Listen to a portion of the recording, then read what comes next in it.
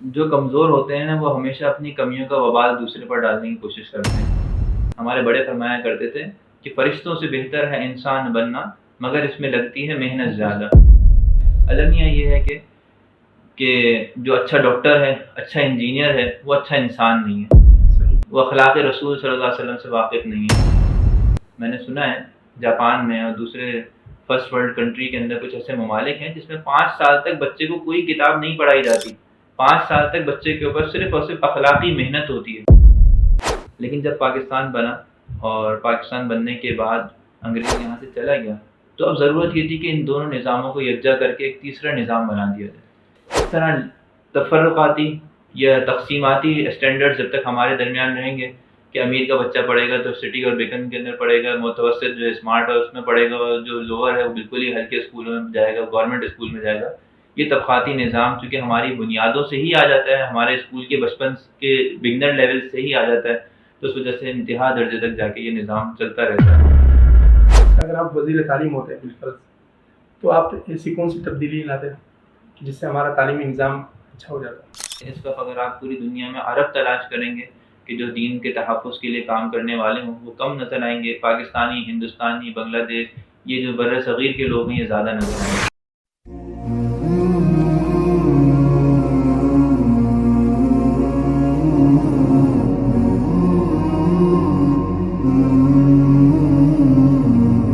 السلام علیکم ورحمۃ اللہ وبرکاتہ۔ محترم ناظرین و سامعین، میں ہوں آپ کا دوست نظام الدین، اور میں حاضر ہوں ایک نئی ویڈیو کے ساتھ اور ایک مزیدار نشست کے ساتھ۔ آج ہم جس اہم مسئلے پہ بات کریں گے وہ ہے تعلیم کا مسئلہ۔ آپ حضرات جانتے ہیں کہ علم کی پوری قوموں میں اور تہذیبوں میں اور خصوصی طور پر اسلام کے مذہب میں کتنی اہمیت ہے، یہاں تک کہ قرآن میں بار بار علم کا تذکرہ ہوا اور عالم اور جاہل کے درمیان فرق کیا گیا۔ تو ہمارے علمی بحران کی سب سے بڑی وجہ کیا ہے، اور وہ کیا اسباب و محرکات ہے جو ہمیں علمی میدان کے اندر دن بدن پیچھے کی طرف دھکیل رہے ہیں؟ اس موضوع پر بات کرنے کے لیے ہمارے ساتھ مذہبی اسکالر اور جینیس پرسنالٹی شیخ مفتی عظیم معین صاحب ہیں۔ تو آئیے چلتے ہیں حضرت سے اس موضوع پر آج کھلی بات چیت کرتے ہیں کہ حضرت السلام علیکم ورحمۃ اللہ وبرکاتہ۔ وعلیکم السلام ورحمۃ اللہ۔ آپ کا بہت بہت شکریہ، آپ نے ایک بار پھر سے ہمیں اپنا قیمتی وقت عنایت فرمایا۔ حضرت آج کا جو موضوع ہے وہ کافی دلچسپ ہے، امید ہے کہ انشاءاللہ تعالی کھل کر بات چیت کریں گے۔ حضرت میرا آپ سے سوال یہ ہے کہ پاکستان کے زوال کی وجوہات کیا ہے؟ دیکھیں کسی بھی قوم کے زوال کی 2 بڑی وجوہات ہوتی ہیں، ایک الٹریسی، عدم تعلیم، دوسری کرپشن۔ اور المیہ یہ ہے کہ پاکستان میں یہ دونوں چیزیں انتہائی عروج پر، یہاں تعلیمی نظام بھی مکمل طور پر تباہ ہو چکا ہے، اور کرپشن کا حال تو دنیا ہماری دیکھ ہی رہی ہے کہ ہم دنیا کے اندر کرپشن کے ریکارڈ پہ ریکارڈ بنا رہے ہیں۔ ہمارا کوئی بھی ادارہ ایسا نہیں ہے جو کرپشن سے خالی ہو، یا جس میں رشوت خوری نہ چل رہی ہو، جس میں جو ہے وہ اپنے عہدے کا ناجائز استعمال نہ ہو، اپنے منصب کی ذاتی لالچ اور حرص شامل نہ ہو۔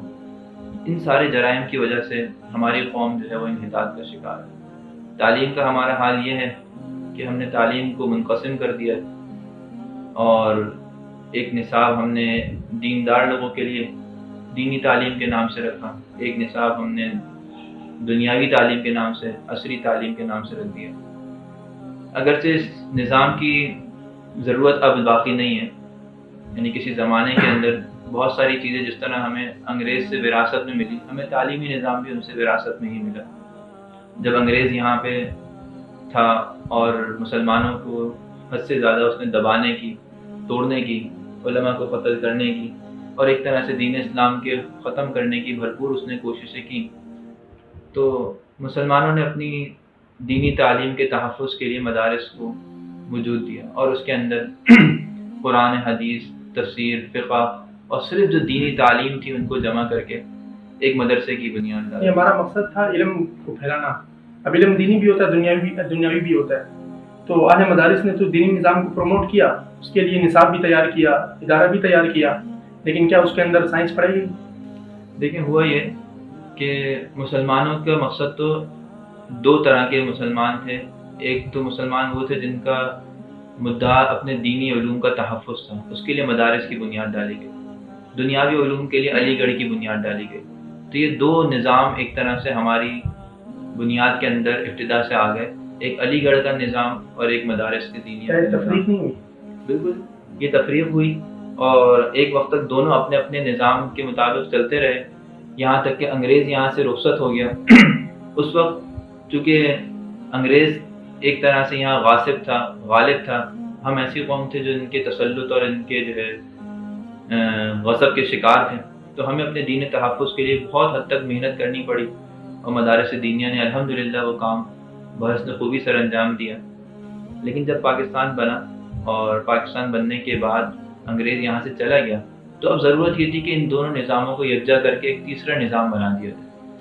اب اس نظام کی جس طرح انگریز چھوڑ کے گیا تھا ہمیں ضرورت نہیں تھی، لیکن المیہ یہ ہے کہ اس کے اندر محنت نہیں کی گئی.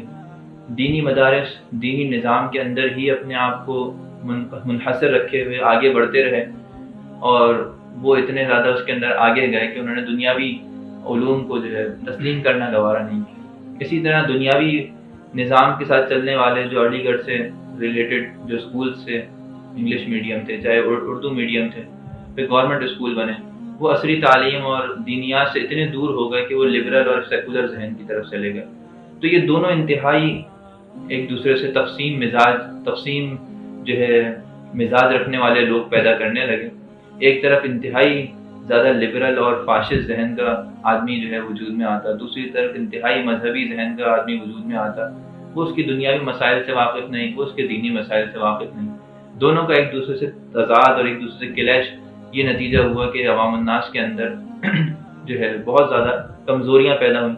ہمارا ملک جو ہے وہ افراتفری کا شکار ہوا، کبھی مذہبی انتہا پسندی کا شکار ہوا تو کبھی الحاد پرستی کا شکار ہوا.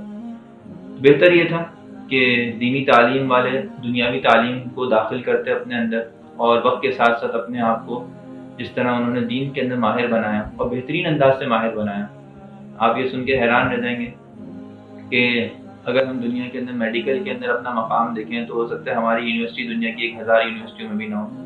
ہم دنیا کے اندر اپنا انجینئرنگ میں مقام دیکھیں تو ہو سکتا ہے اچھی 1000 یونیورسٹی میں بھی پاکستان کی کسی یونیورسٹی کا نام نہ ہے. لیکن اگر آپ دینی تعلیم والوں کی محنت دیکھیں تو آج الحمدللہ پوری دنیا کے اندر بہترین علماء پاکستانی علماء قرار دیے جاتے ہیں. مدارس نے جو پروڈکٹ تیار کی بہت بہترین تیار کی.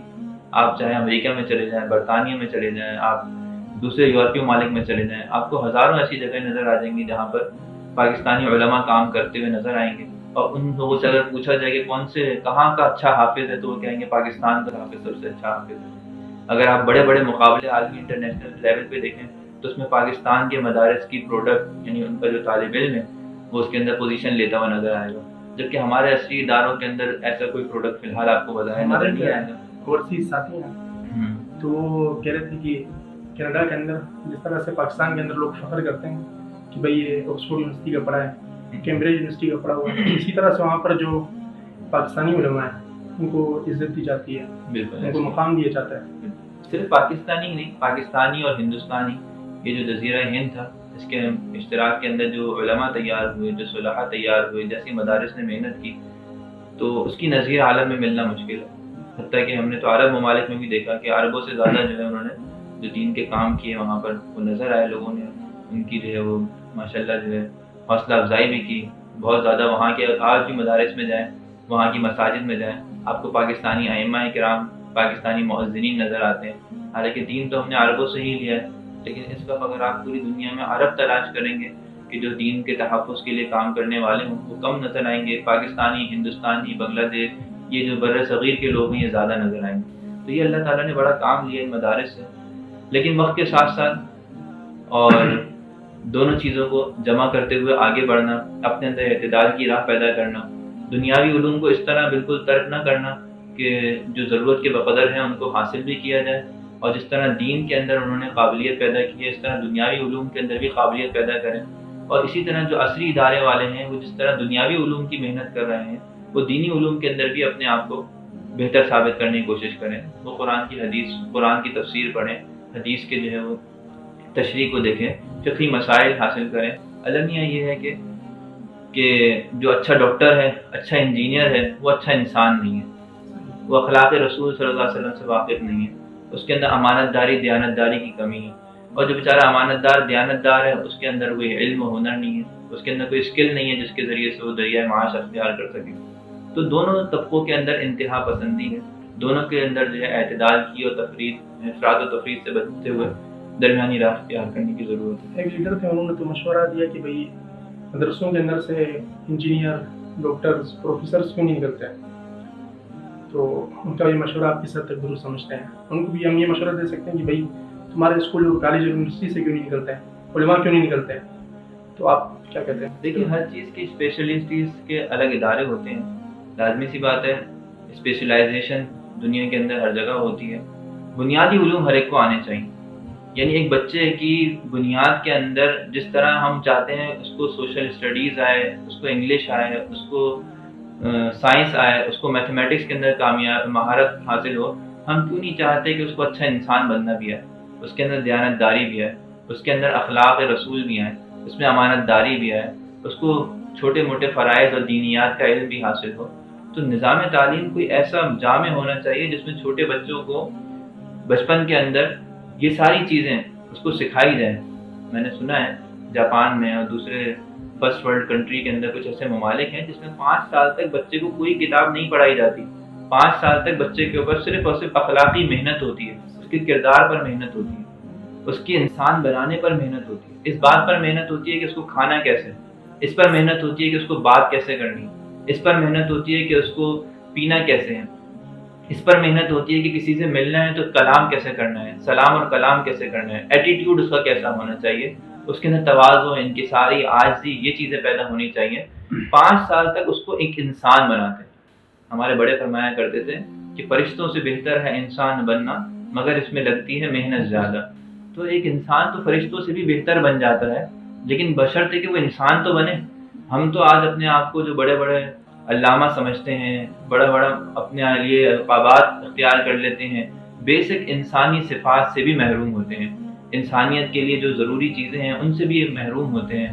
ہمیں دوسروں سے بات کرنے کی تمیز نہیں ہوتی، ہمیں کسی سے جو ہے وہ ہدیہ لینا ہے، دینا ہے، کس طرح دینا ہے اس کی تمیز نہیں ہوتی، کسی مصروف آدمی سے وقت لینا ہے یا دینا ہے، کس طرح اس سے معاملہ کرنا ہے اس کی تمیز نہیں ہوتی۔ بہت سارے کام ایسے ہیں، اخلاق ایسے ہیں کہ جو انسان کو سیکھنے کی ضرورت ہے۔ صحیح۔ اچھا، اکثر ہمارے پاکستانیوں کی نفسیات ہے، وہ جب بھی کوئی معاملہ ہوتا ہے، جب بھی کوئی اس طرح کا کرائسس ہوتا ہے، چاہے وہ سیاسی بحران ہو، چاہے معاشی بحران ہو، تعلیمی بحران، تو ہماری نفسیات یہ بن چکی ہے اس کے پیچھے کوئی نہ کوئی ہے، کوئی نہ کوئی ہاتھ ہے جو سازش کر رہا ہے۔ تو کیا یہ ہمارا جو تعلیمی بحران ہے اس کے پیچھے بھی کوئی سازش ہے گورے کی؟ دیکھیں، جو کمزور ہوتے ہیں نا وہ ہمیشہ اپنی کمیوں کا وبال دوسرے پر ڈالنے کی کوشش کرتے ہیں۔ تو یہ ہم جیسے نکمے لوگوں کی ہی عادت ہوتی ہے کہ ہم اپنی کمیوں کوتاہیوں کو درست کرنے کی بجائے اس کو کسی اور کی جھولی میں ڈالنے کی یا اس کی کسی اور کی ذمہ داری میں دینے کی کوشش کرتے ہیں۔ خود اپنی کمی ہے، خود اپنی کوتاہی ہے، آپ نے اپنے آپ کو آگے نہیں بڑھایا، دوسروں نے اپنے آپ کو آگے بڑھایا، وہ آگے بڑھ گئے۔ بہت سارے ملک ایسے ہیں ہمارے بعد وہ دنیا کے اندر اپنا نام بنا سکے، لیکن اس وقت ترقی میں ہم سے کئی گنا آگے ہیں۔ تو اگر ہم اپنی کوتاہیوں کا ہمیشہ اسباب دوسروں کی جھولی میں ڈالتے رہیں گے تو کبھی ان کی اصلاح نہیں کر پائیں گے۔ تو بہتر یہ ہے کہ اپنی کمیوں کو، کوتاہیوں کو تسلیم کیا جائے، اور جو کمیاں کوتاہیاں ان کو دور کرنے کی کوشش کی جائے، اپنے نظام تعلیم کو بہتر بنایا جائے، اپنے اخلاق کو بہتر بنانے کی کوشش کی جائے، اپنے جو ہے انداز و اطوار کو بہتر کرنے کی کوشش کی جائے۔ آج کیا وجہ ہے کہ ہمیں باہر ملک کے اندر، مغرب کے اندر امانت داری نظر آتی ہے، ہماری امانت داری نہیں۔ وہاں کے لوگ معاملات کرتے ہیں ایک دوسرے کے لیے حلال اور ایک دوسرے کے لیے جو ہے سچائی اور امانت داری سے کام لیتے ہیں، لیکن ہمارے یہاں نہ سچائی ہے نہ امانت داری ہے۔ تو یہ چیزیں تو بیسک بچے کو سکھانی چاہیے تھی کہ ایک بچہ جب پیدا ہو تو اس کے اندر امانت داری، دیانت داری، اخلاق، اٹھنے بیٹھنے، سونے جاگنے، ان سب کی تمیزیں، سنت رسول میں یہی چیزیں سکھائی گئی ہیں۔ تو اگر یہ چیزیں بچپن سے ہی ایک چاہے اسکول کا پڑھنے والا ہو چاہے مدرسے کا پڑھنے والا ہو اس کی گھٹی میں بٹھا دی جائیں، اس کے بعد دیکھا جائے کہ کس کے اندر کیا صلاحیتیں ہیں، کسی کے اندر دینیات کے اندر اسپیشلائزیشن کرنے کی صلاحیتیں، اس کو دینیات کے اندر لگا دیا جائے، اس کو عالم بنایا جائے، مفتی بنایا جائے، محقق بنایا جائے، اسکالر بنایا جائے.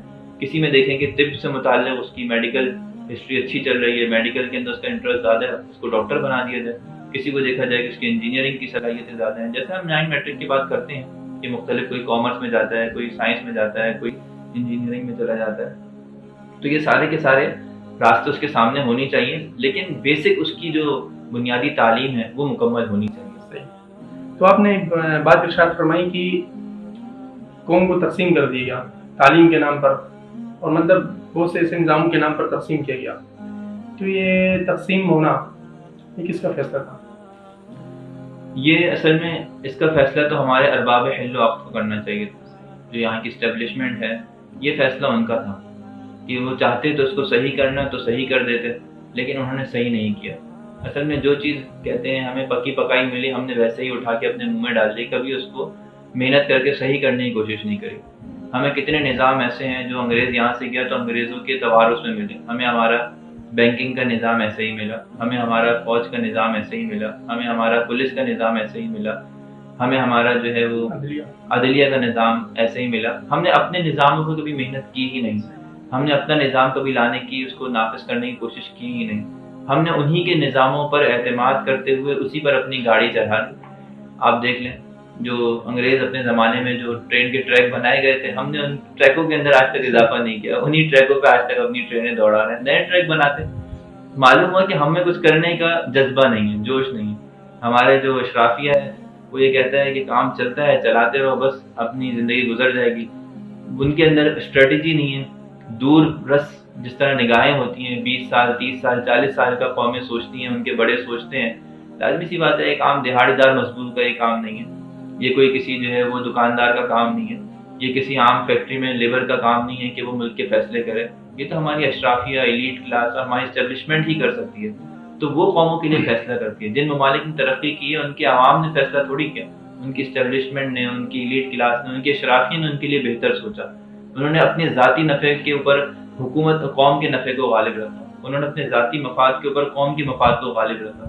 یہی وجہ ہے کہ آج ترقی کرتے ہوئے ان کی قومیں بھی آگے نکل گئیں، وہ بھی آگے نکل گئے، اور ہم وہیں لکیر پیٹتے رہے گا ان کے نظاموں کو پکڑ کر. اگر آپ وزیر تعلیم ہوتے ہیں تو آپ ایسی کون سی تبدیلی لاتے جس سے ہمارا تعلیمی نظام اچھا ہو جاتا؟ پہلی تبدیلی تو بالکل یہی لے کر آتا کہ ابتدائی اور بیسکس جو بچوں کے ہیں، کوئی بچہ علم سے، تعلیم سے محروم نہ سے. ایسا نظام بنایا جائے کہ جس میں غریب کا اور امیر کا بچہ جو ہے وہ ایک ساتھ پڑھے. ہمارے یہاں طبقاتی نظام ہے، امیروں کے لیے الگ اسکول ہیں اسٹینڈرڈ کے، غریبوں کے لیے الگ اسکول ہیں. اور جو بیچارہ بالکل ہی غریب ہے اس کے لیے ہم نے مدرسہ چھوڑ دیا. یہ بیچارہ جو پیسے نہیں دے سکتا وہ مدرسے میں جا کے بس قاعدہ پڑھے، ناظرہ پڑھے، کیونکہ اس کے اندر اسکول کی فیس بھرنے کی طاقت نہیں ہے، اس کے والدین میں طاقت نہیں ہے. تو ایجوکیشن اور میڈیکل، یہ دو چیزیں تمام ترقی یافتہ قوموں کی پرائرٹیز ہوتی ہیں. یعنی ان کو مہیا کرنا گورنمنٹ کا کام ہے. تو گورنمنٹ ہے تو ذمہ داری لے. جو ذمہ داری لے اس بات کی، گورنمنٹ اپنے ہاتھ میں لے، تو پھر قوم کا ایک چھوٹا سا بچہ بھی اس کا اپنا بچہ ہے. جب وہ اس بچے کے بارے میں اپنے بچے کی طرح سوچے گا کہ اس بچے کا میرے ساتھ جو تعلق ہے وہ بیانی ایسا ہی ہے جیسے میرے اپنے ذاتی بچے کا ہے، تو وہ کبھی بھی اس کو پھر گری پڑی تعلیم کے حوالے نہیں کرے گا. وہ ایسے اسٹینڈرڈز قائم کرے گا کہ جس سے بچوں کی تعلیم کے لیے بالکل ایک مساوی اسٹینڈرڈ ہو. اس طرح تفرقاتی یا تقسیماتی اسٹینڈرڈ جب تک ہمارے درمیان رہیں گے کہ امیر کا بچہ پڑھے گا تو سٹی اور بیکن کے اندر پڑھے گا، متوسط جو اسمارٹ ہے اس میں پڑھے گا، اور جو لوور ہے وہ بالکل ہی ہلکے اسکولوں میں جائے گا، گورنمنٹ اسکول میں جائے گا.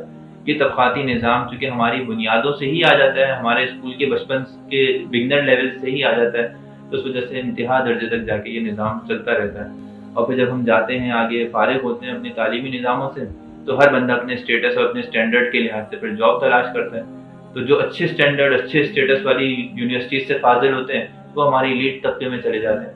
اب ہمیں تھوڑے دنوں پہلے ہی میں نے سنا کہ ہمارے جو بیوروکریسی کے اندر 40% لوگ ہیں وہ سارے ایچیسن کالج سے ہی فارغ ہیں. بڑے بڑے کالج جس کی مہنگی مہنگی فیسیں ہیں، تو ان کے فارغین جو ہے وہ جا کے ایلیٹ کلاس میں جا کے بیٹھ جاتے ہیں. جو بیچارے متوسط طبقے کے ہیں وہ بیچارے جا کے آفس جابس کے اندر جا کے بیٹھ جاتے ہیں، گورنمنٹ کے سی اے اور امپلائز بن جاتے ہیں. اور جو بیچارہ غریب طبقہ ہے وہ بیچارہ پڑھنے لکھنے کے باوجود بھی چاہے کتنا ہی قابل کیوں نہ ہو، اس کے لیے وہی مزدوری اور وہی اس کے لیے حل جوتنے والی صورتحال ہوتی ہے. مفتی صاحب آپ سے آخری سوال یہ ہے کہ جتنی بھی ترقی یافتہ قومیں ہیں وہ اپنی عوام کے لیے باقاعدہ ایک بجٹ کا بہت بڑا حصہ مقرر کرتی ہے. تو ہمارے پاکستان کے اندر تعلیمی نظام کے حوالے سے کوئی سنجیدگی نہیں پائی جاتی. یہاں تک کہ تعلیم جو کہ حکومت کی ایک بنیادی ذمہ داری ہوتی ہے کہ اپنی عوام کو فری میں فراہم کرے. تو اس حوالے سے آپ کی کیا ارشادات ہیں؟ دیکھیں، حقیقت تو یہی ہے کہ یہ حکومتی ذمہ داری ہے. جو آدمی یہاں کی ذمہ داری لے گا، حکومتی لگام اپنے ہاتھ میں لے، تو اس کی اولین ذمہ داری یہاں کی تعلیم اور میڈیکل کی ہوتی ہے کہ وہ ایجوکیشن اور میڈیکل کے اندر فیسیلیٹیٹ کرے. لیکن ہمارا المیہ یہ ہے کہ ہمارے بدترین اسکول ہمارے گورنمنٹ کے اسکول ہیں. عوام جانا ہی نہیں چاہتی ان کے اندر. اگر اس کا انفراسٹرکچر درست کر دیں اور اس کے اندر جو ہے اچھے اساتذہ اور اچھے ماہر جو ہے ٹیم لے کر بٹھا دیں گورنمنٹ، تو کیا ضرورت ہے لوگ اپنے پیسے ضائع کریں گے. ہم نے دیکھا ہے امریکہ میں، یورپ میں جو پرائیویٹ اسکول والے ہیں وہ لوگ جو ہے ترجیح دیتے ہیں گورنمنٹ اسکول میں جانے کو. جن کو گورنمنٹ اسکول سے ریجیکٹ کیا جاتا ہے وہ پرائیویٹ اسکول میں جاتے ہیں. ہمارے یہاں معاملہ الٹا ہے کہ ہمارے یہاں گورنمنٹ اسکول میں کوئی جانے کے لیے تیار نہیں ہے، کیونکہ نہ وہاں انفراسٹرکچر ہے اور نہ وہاں پہ جو ہے اساتذہ ہیں اچھے. تو ایک تو یہ کہ گورنمنٹ اسکول کی حالت کو بہتر بنایا جائے. گلی قصبہ گاؤں ہم نے نقشوں پہ تو اسکول رکھے ہوئے ہیں.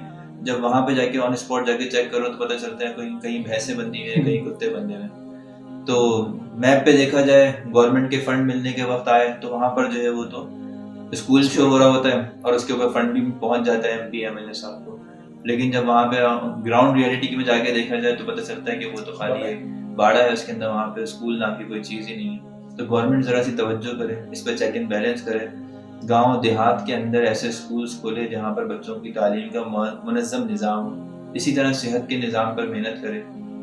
اور اگر گورنمنٹ نہیں کرتی تو پھر عوام الناس کی اپنی ذمہ داری ہے کہ وہ اپنے محلے کے اندر، آج کل ماشاءاللہ جگہ جگہ ویلفیئرز اور بہت زیادہ آرگنائزیشنز ایسی بن رہی ہیں جو لوگوں کو کھلانے اور پلانے کے کام کر رہی ہیں.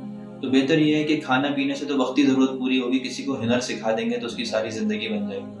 تو بجائے روڈوں پہ سڑکوں پہ بیٹھ کے ان کو مفت کھانے کھلانے کے، ان کو ایک ہنر سکھا دیں، ان کو تعلیم کے جو ہے مراحل سے آگاہ کر دیں، ان کے بچوں کو تعلیم یافتہ بنا دیں تاکہ کل کلا کو وہ ایک معمار اور قوم کی ترقی کے اندر اپنا کردار ادا کر سکیں.